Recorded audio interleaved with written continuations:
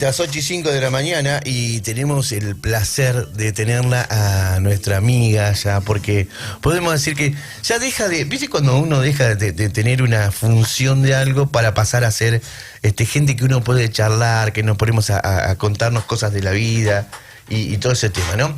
Bueno, estamos con Maite Salerno y las vamos a saludar. Buenos días, Maite, ¿cómo estás? Buenos días, Pablo, ¿cómo andan? ¿Cómo venimos? ¿Todo bien? Todo bien, cerrando el año. Cerrando el 2022. Sí. ¿Positivo el cierre? Sí. Sí. Vamos a decir que es positivo. Sí. Vamos a decir que es positivo. Sí, todo tiene que ver, todo tiene algo, su lado positivo, más allá de... Cada cosa mala te deja un aprendizaje y vamos a quedarnos con ese aprendizaje que nos dejó. Bueno, vamos a charlar un poquito, no de tu función pública, sino con el tema familias. No sé si te parece bien. Bueno, para que nos cuentes cómo viene este año, cómo cierra este año con el tema familias, se pudieron resolver aquellos temas de estos chicos que estaban complicados, que no les daban lugar en las escuelas. ¿Se pudo resolver algunas cuestiones? Contanos. Mira, la verdad que cuando todavía no terminamos de hacer el cierre grande, que lo vamos a dejar más para entre Navidad y Año Nuevo. Sí, lo que nos pasa es que cuando miramos con María José Vázquez, que es con la persona que fundamos esto, que empezamos a armar esto, y empezás a repasar lo que hicimos desde el 28 de julio a la fecha, decimos, es un montón. Claro. Es un montón, sí. Y estamos por un lado súper, a veces impactadas, a veces contentas, a veces nos pasa de decir... Uno en el día a día no ve todas esas cosas. Te iba a puntualizar eso. En el día a día uno no ve que porque venimos, porque es una familia que nos pide algo, porque es una... Sí. La verdad que, como lo he dicho varias veces también acá, comenzamos siendo 2, a la semana éramos 6, hoy somos más de 50, 50 en el grupo y otras tantas que no quieren participar del grupo porque es entendible que estamos a veces cansados de grupo todos, entonces te dicen invítanos a las actividades, contamos con todo, apoyamos todo porque tenemos un nene con la condición o un adulto con la condición, pero el grupo hasta acá. Sí, sí, hay veces que se te pasa cinta sin grabar, ¿viste? Cuando vos estás en esos grupos que... Mirás y decís, pero ¿de qué están hablando? ¿Por qué tengo 400 mensajes? Claro, ¿qué estaban diciendo? ¿Qué me perdí? Entonces nos pasa eso. Con el tema puntual que me decís, bueno, lo que fueron las charlas siempre fueron súper productivas. Cada charla que dimos, con cada profesional que dimos, a lo cual le agradecemos, nos trajo más familias que se incorporaron. Cada actividad que hemos hecho nos trajo más familias que se incorporaron. Sí. No sabían lo que era el TDAH, docentes no sabían lo que era el TDAH, docentes nos preguntan a veces, ¿y qué es TDAH? Entonces tenés que explicarle, ¿no es conductual? No es conductual. ¿O va de la mano con otra condición? Sí, va de la mano con otra condición. Entonces, es un poco explicar eso. Siempre aclaramos, tanto en el grupo, que a veces surge, ¿ustedes dan tal medicación? No, consultarlo al médico. No. El grupo está para contención y está para... Sí, todo lo que... Nosotros no medicamos. Acompañarnos a nosotras y decir, bueno, el día fue pesado o no fue pesado o lo que fuera, pero los médicos y los profesionales son los que nos guían y los que nos dicen qué hacer y qué no. A cada familia en particular, y cada médico tiene su librito y capaz que a uno le dice una cosa y a otro, el profesional mío me dice a mí otra. Entonces, desde ese lado estamos como grupo. Pero viste que, perdón que te corte, pero viste que pasa esto, esta automedicación, mi primo tuvo lo mismo, tenía la garganta tomada, y ¿qué le digo al médico? Y van y compran... Claro, no. Creo que pasa, es un tema cultural. Claro, y aparte que en este caso son medicaciones fuertes, son medicaciones que tienen que llevar un control muy específico, la misma dosis varía de una persona a otra, entonces, eso no. Sí, volviendo al tema, hacemos todo ese repaso, llegamos a trabajar con las primeras familias, con las primeras denuncias, por decirlo de alguna forma, o los primeros... La primera vendría a ser falta de inclusión que tuvimos, que empezamos a trabajarla primero en privado, que yo lo había dicho, empezamos a trabajar hasta que se hizo público. Cuando se hizo público, el caso del nene, que era el más fuerte, ese sí se logró... de vuelta una inclusión en el SEC 801. El nene empezó a concurrir tarde, pero se festeja porque empezó a concurrir a mitad de noviembre, y la semana pasada empezó a ir de vuelta a la escuela 4. Si vos ves la foto de la familia en el grupo, te emociona, porque vos decís, te emociona y a la vez te genera un montón de cosas, porque que vos digas, fue a la escuela en diciembre. Claro, sí. Y la sonrisa de ese nene que fue a la escuela en diciembre a ver a sus compañeros. Claro, que pudo volver. Que pudo volver y que muchos compañeritos pensaban que se había cambiado de escuela. Claro. Que decían, no, yo pensé que él no venía, no, porque tenemos dentro del grupo madres que también tienen conflicto y que van que tienen nenes con la condición y que están dentro del grupo. Y las mismas madres decían, nosotros pensamos que él le habían cambiado de escuela, no que estaba pasando esto. Claro. Entonces, cuando vemos eso, decimos, bueno, es un logro re importante como grupo, pero todo lo que hace falta en el sistema para que esto no ocurra. Uh-huh. Después de todas las demás denuncias, hemos logrado que, yo digo, se activaron los teléfonos, porque después de esa denuncia, a muchas de las familias se las convocó para trabajar a maestros integradores que estaban pedidos por médicos especialistas, te estoy hablando, no es que estaban pedidos por una familia, los había pedido o un neurólogo o un psiquiatra, y que hacía 2 años, Pablo, que lo estaban pidiendo, claro. Y que le decían, están en revisión. Sí, como... A un diabético vos no le decís está en revisión. No. Le tenés que dar el alimento que corresponde. No puede ser que esté en revisión un diagnóstico. Exacto. Entonces pasaba eso. Dado por un profesional. Dado por un profesional. Sí nos pasó en una escuela que prefiero hasta no nombrarla, porque nos convocaron a una reunión que fuimos como grupo de familia con un diagnóstico del FLENI, y nos dijeron que ellos del diagnóstico del FLENI no lo tienen en cuenta porque es de Cava. ¿Y qué tiene que ver? ¿Y qué tiene que ver? O sea... que ellos se manejan por... Entonces yo le digo, en esa reunión yo le decía a los directivos, a mi hijo lo atiende un neurólogo de Cava. Y jamás me dijeron que... Y al margen no podemos cuestionar lo que dice el FLENI. No. Creo que si ya cuestionamos el FLENI... ¿Porque no está en la barriga? Sería... Por eso era el conflicto de que el diagnóstico no lo tomaban sí, y ahí empezaron a surgir otras cosas en esa reunión que realmente, por fuera de un diagnóstico de TDAH, este era un caso de un nene de una secundaria, que nos decían, no, pero él llegó a la secundaria sin saber y escribir. Entonces ahí te replanteas otras cosas. Entonces le digo, ¿cómo que llega a una secundaria sin saber leer y escribir? Habría que pasar sí o sí. Y porque los hacen pasar por la edad. Entonces vamos a cambiar de tema.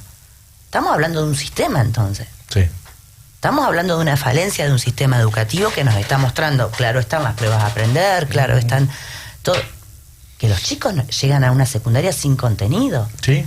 Entonces no es una condición. Y la respuesta me decían, Maite, como yo he estado en educación, Maite, vos sabés bien qué pasa. Sí, que estas cosas pasan. Que pase no significa que esté bien. Sí. Llegamos a una universidad sin saber nada, entonces. Claro, entonces después el chico llega por edad, o llega y son los chicos que se frustran, que hacen un cuatrimestre y después se vuelven. Exacto.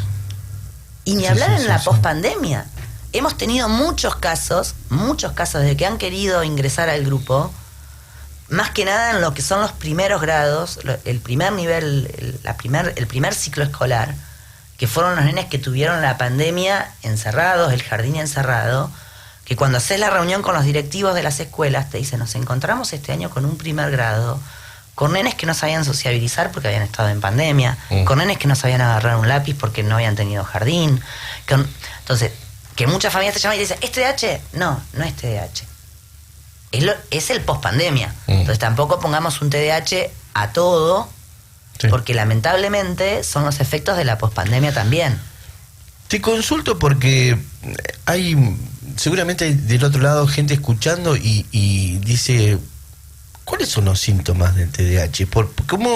¿Cómo se detecta? ¿Cómo puedo yo ayudar a alguien que tenga TDAH que no se haya dado cuenta o que todavía no haya detectado? Mira, siempre lo digo, como te dije recién, eso se habla con los profesionales y yo te puedo hablar de mi situación particular, sí, con mi hijo y hasta conmigo misma porque me lo detectaron de grande, ¿no? En mi caso particular fue que mi nene iba a un maternal y vos veías que no era el nene quieto, que cuando leías el informe te decían, Nachi ante cierta situación lo tiene que agarrar la docente porque él no puede estar sentado. Nachi ante cierta situación no puede mantener la actividad. Nachi no puede mantener... trabajando en educación, vos lees el informe y vos decís, acá pasa algo raro. Automáticamente se consulta con el médico. Entonces vos veías que él no prestaba atención o que le hablaba, así que se iba. Entonces son muy finos también los diagnósticos entre un TDAH, un autismo, se iba. Entonces hablo con el pediatra, era muy chiquito, porque por lo general el TDAH se diagnostica al inicio de la etapa escolar. Entonces pasa que él me dice, no, con este legajo, si nosotros pasamos a un jardín, a una sala de 3, con este informe de que es inquieto, de que no presta atención, de que no puede sostener una actividad, de que lo van a tratar como conductual. Y acá me están explicando una patología, que era una hiperactividad. Entonces ahí empezamos el recorrido sin diagnóstico con Mariana Lázaro en lo que es terapia ocupacional. Fueron 2 años de terapia ocupacional de una psicóloga neurocognitiva conductual para que lo pueda controlar. Va a la colonia, fue a la colonia 1 año, no lo pudieron tener porque era muy chiquitito y obviamente ponía en riesgo la colonia. En el 2.º año ya fue con un acompañante a la colonia para poder estar ahí, a quien agradezco siempre, a Pablo Burghini, porque abre las puertas de esa colonia que es súper inclusiva y pone todo su equipo a disposición para trabajar con niños con distintas condiciones, no solamente con esta. Y en sala de 5 vimos que no medía el riesgo, y es una edad donde el nene ya tiene que medir el riesgo, ya tiene que saber que si se sube un árbol se puede caer, o si se tira una pileta se puede ahogar. Entonces cuando Pablo nos marca eso, de que él se tiraba a lo hondo, se hundía y la cara era de felicidad, o sea, no medía el riesgo de que se podía ahogar, ahí fue donde dijimos, entre todo el equipo, que es lo que digo siempre, trabajemos en equipo, entre todo el equipo, bueno, consultemos a un neurólogo de Buenos Aires para ver qué es lo que pasa. El neurólogo lo ve, una larga consulta, vendría a ser de muchas sesiones. De sesiones o de muchas actividades que le hace él, y ahí nos diagnostica tiene TDAH. Era obvio por cómo mirá, que lo veníamos preparando, obviamente que como papá eso también es un balde de agua fría, porque si bien uno está preparado porque lo ves que es inquieto, porque lo ves que... Dentro de mi entorno a veces se ríen porque yo hay veces para que él me hable, le digo mírame, y le hago seña para que me preste atención, para que fije la atención, porque si no se va.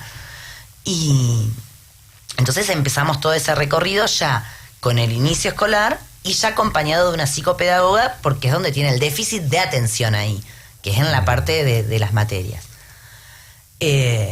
Siempre se trabaja en equipo, y lo fundamental es que todas estas cosas, por eso te decía, muchos padres nos consultaban porque decía, viene lerdo en literatura.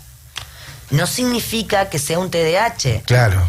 Porque lo conductual está bien, o él le cuesta más. ¿Por qué? Porque tuvimos 2 años de encierro. Pero está bueno esto que contás sobre ser muy activo, disperso en algún... O sea, son cosas que... Son pequeñas a prestar cosas, atención. Y ni hablar cuando uno... Quizás está mal lo que digo, pero... cuando uno tiene 2 hijos más, vos decís, no es lo que pasa a esa edad. No es lo ya que... ya te tenés la experiencia. Entonces, en el primero uno se escucha hasta que respira. Claro. Ya en el segundo, sabes si no, le pasa esto. Bueno, y en el tercero... la quinta. En el tercero ya... Un montón. Ya sabés que fíjate tu hermano. Claro, una cuestión así. Hacete la leche solo. Pero pasa esto de que no tienen miedo, no registran el miedo en muchas cosas, porque no puede... Qué bueno esto, porque seguramente hay mucha gente que dice, a mi nieto, a mi sobrino... Bueno, nos ha pasado. A mi amigo, al hijo de mi amigo le pasa eso. No es que el nene por ahí, sí, como que son pequeños tics, pequeñas cositas que uno puede prestar atención y decir, pucha, ¿por qué no vas a hacer un diagnóstico? ¿Por qué no te fijás? ¿Por qué no consultás? Está muy bueno. Sí, y cada nota, y eso sí les voy a agradecer siempre, porque cada nota que ustedes nos han dado, después nos ha pasado un mensaje. ¿Viste? Te escuché y mi nieto, esa fue terrible. Sí. Y mi nieto, yo le digo a mi hija que... Y empezó un camino y se lo están diagnosticando. ¿Viste? Sí, a veces se tiene que ver, sí. Entonces creo que la difusión y hacer, como nosotros en el grupo ponemos, hacer visible lo invisible, empezar a hablar de estas cosas, empezar a decir que no es conductual, que es una condición, que se puede trabajar, que el trabajo es en equipo, que si por más que vos lo lleves a los mejores profesionales, pero la familia no acompaña y la institución no acompaña, no llevamos a ningún lado. Que las reuniones con la institución tienen que ser mínimo 2 o 3 al año. ¿Por qué? Porque las instituciones, como venimos hablando, no tienen quizás las herramientas para poder llevarlo, pero un psicopedagogo, un terapista ocupacional, le puede dar pequeñas pautas de decir... Yo me acuerdo que el primer año que Nachi empezó la escuela con la mejor predisposición, dice, nos muestra en el salón previo al inicio de clase, dice, dejamos a Nacho adelante. Y cuando llega la terapista dice, no, Nacho adelante no, Nacho atrás. Y a nosotros como papá también nos pasó de decir, ¿por qué atrás? Porque él atrás ve. Y si vos lo pones adelante, lo va a distraer el ruido. Claro, sí. Y se va a dar vuelta. Entonces vos decís, pequeñas cosas que vos decís... O en el jardín nos pasaba que nos decían, bueno, para controlar esa impulsividad, que él salga con una mochilita acorde con el pediatra que lo pesaba, que lo medía con tanto peso. Entonces él dentro del aula tenía un chalequito con peso. Y en el recreo sacáselo para que él corra y descargue. Pues sí, son pequeñas cosas que si las haces cuando estás cuando salíamos a pasear con la mochilita con peso, cuando estaba en el jardín con el chalequito con peso, y después cuando él tiene recreación, sacáselo. Entonces, que él descargue. Claro. Sí, que las siestas no sean prolongadas. Mirá las cosas pequeñas que yo decía, uno como papá a veces termina agotado. Claro. ¿Agotado? Si duerme 2 o 3 horas, mejor. Nosotros decíamos, se durmió 3 horas. Listo, claro. Yo tengo 3 horas para hacer esto. No, y lo que nos explicaban es, él agota la batería, y si vos lo dejás dormir 3 horas, la vuelve a cargar, claro, son las 1 de la mañana. Y andá a pararlo.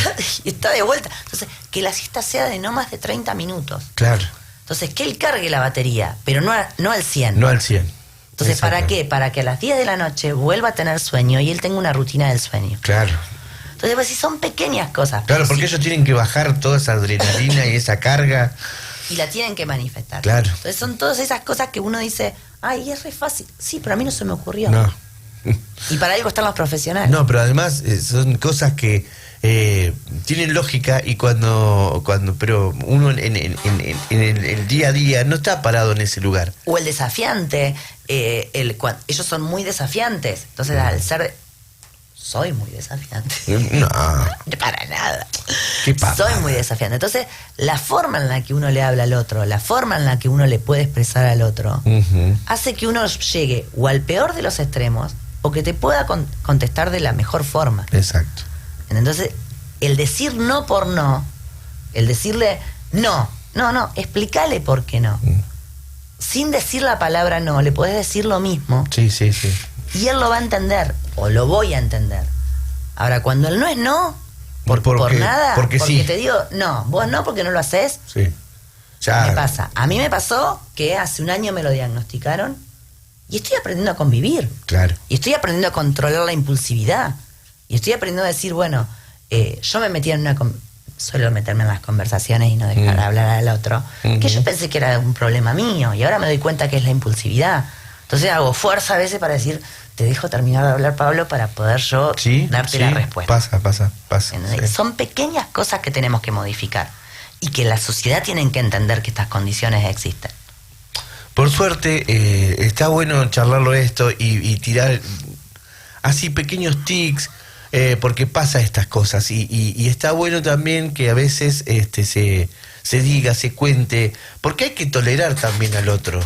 ¿Se entiende? No es que oye, mirá, ahí viene este chiquito que es un terremoto, la famosa, mirá, no, te toca todo, el toquete, bueno. Sí. Hay un montón de cuestiones que a veces no tiene que ver solamente con que no lo hacen porque quieren, sino porque está en su gen, ¿me entendés? Claro. Está en su historia. Yo te puedo explicar que con el papá de mi nene nos emocionamos la primera vez que lo invitaron a un cumpleaños. Porque habían pasado 3 años y no lo invitaban. Porque como era el revoltoso del jardín. Sí. Y nos pasó hace 2 veranos atrás que una mamá me llama en diciembre y me dice, vamos a hacer un cumpleaños en una quinta. Yo, esta no debe saber. Y la llamo y le digo, pero mirá que Nachi, sí, ya sé que Nachi tiene TDAH. Me dice, quédate tranquila que lo vamos a cuidar. Nosotros estábamos con el corazón en la boca por si se le va. Claro. Y la emoción de que lo hayan invitado y él tener un cumpleaños, que lo inviten a jugar, que lo inviten a participar, porque no es solamente lo conductual, sino también la frustración que a ellos les causa. Por supuesto. Cuando ve que llega a la escuela y que los compañeritos fueron a jugar a la casa de uno de otro y que él de la escuela a casa. Sí. Sí, como que siempre está excluido en todas. Claro, sí, entonces sí. nos falta esa inclusión también, no solamente en lo escolar, sino en lo social. Entonces creo que cuando vemos todo eso... Pero además que es una pavada, pero vos decís, ¿cómo el hecho de que te inviten a todos y a vos no? Debe ser... Decís, el trauma, lo traumático que es. Este año ya fue a todos los cumpleaños y te dicen, se porta mejor que los otros. Y sí, porque estamos en tratamiento y porque lo estamos trabajando y lo estamos peleando como familia. No, está muy bueno. Como a mí me pasa, yo tengo mucho de temblar ante situaciones, en vez de impulsiva, de temblar. Y hay veces que me dicen, uy, deja de temblar. Y es re doloroso. Porque es tratar de controlarme. Entonces digo, estoy tratando de bajar, no estoy tratando de Sí. No lo hago a propósito, ¿ves? Esas cosas que sí, tienen esas cosas que... A veces uno dice o hace esas cosas que pasan, esos pequeños comentarios tan que no sabes lo que le generas al otro, ¿me entendés? Esta cosa así, che, ¿qué te pasa? Dejate, pero que no es ¿por que qué no lo contestás haces, así? porque no lo haces, porque claro. no es que lo haces porque porque está bueno temblar, si no temblaría todo el mundo. ¿Me entendés? O sea, alzaríamos todo así con la mano. O la impulsividad de la contestación. A mí me duele. Porque yo me doy cuenta. Entonces vos decís, uno se da cuenta después de la impulsividad y decís, ¿qué dije? Sí. ¿Por qué lo dije así? ¿Por qué lo dije así? Qué gana porque una cosa es la honestidad brutal y otra cosa es herir. Claro, entonces, ¿por qué entonces, es todo un trabajo que se hace con profesionales, que se hace con familia. Le digo, entendeme. No me hables de esa forma porque si no, mi reacción va a ser otra. Sí, generás siempre estas cosas. Entonces creo que es ese equipo total, yo digo, es un equipo, es familia, entorno, profesionales, no dejarlo, no dejar ese trabajo en conjunto, hablarlo, poder manifestar, mirá, si vos me tratás así, yo es muy probable que reaccione así. De esta manera, sí. Entonces, y no porque quiera, sino porque no lo puedo controlar. No, seguramente, sí. Entonces, creo que si todos hacemos ese ejercicio, todos empezamos a ver cómo llevarlo, cómo manejarlo, es mucho más fácil. Pero no solamente por el TDAH.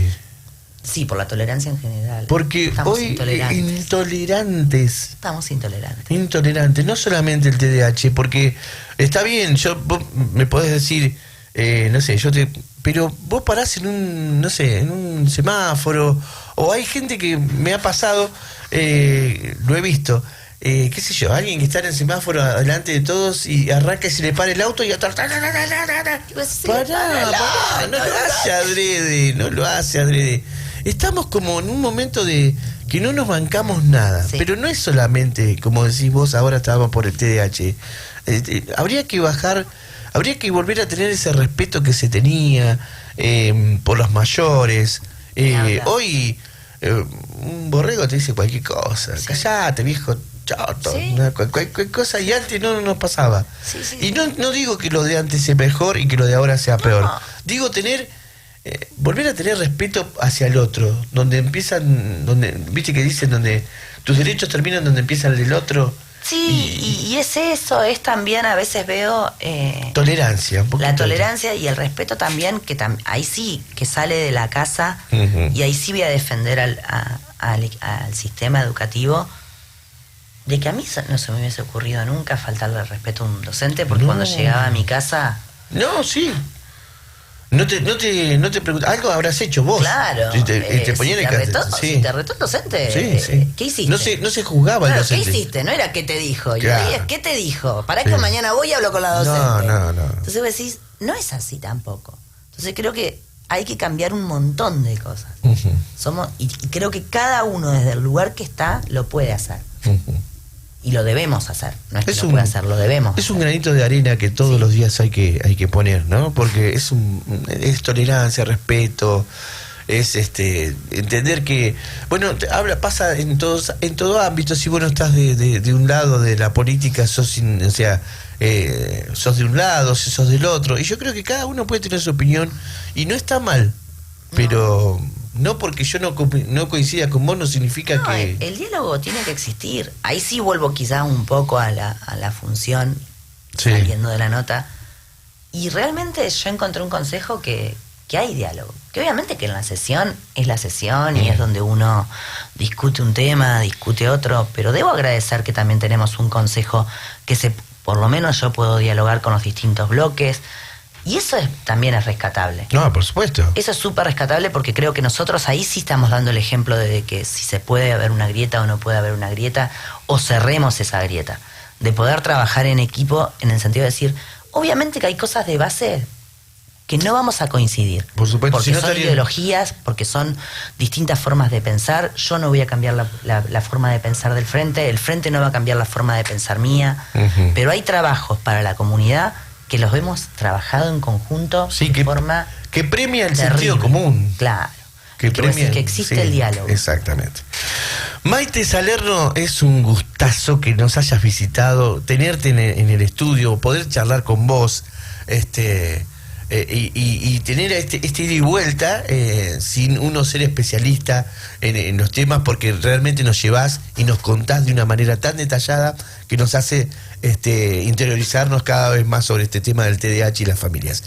Muchísimas gracias por venir, gracias por tomarte este ratito, y las puertas de la radio están... Voy a volver, antes de fin de año voy a volver, y les agradezco como siempre, porque esto a nosotros como grupo de familias nos sirve terriblemente, nos hace visibles, que es lo que necesitamos. Por supuesto. Y no nos sentimos solos. Bueno, que es fundamental. Eso es, de eso se trata la comunicación. Gracias por venir, de verdad. Seba, vamos con algo, te lo dejo en tus manos, dale. Radio en modo primero.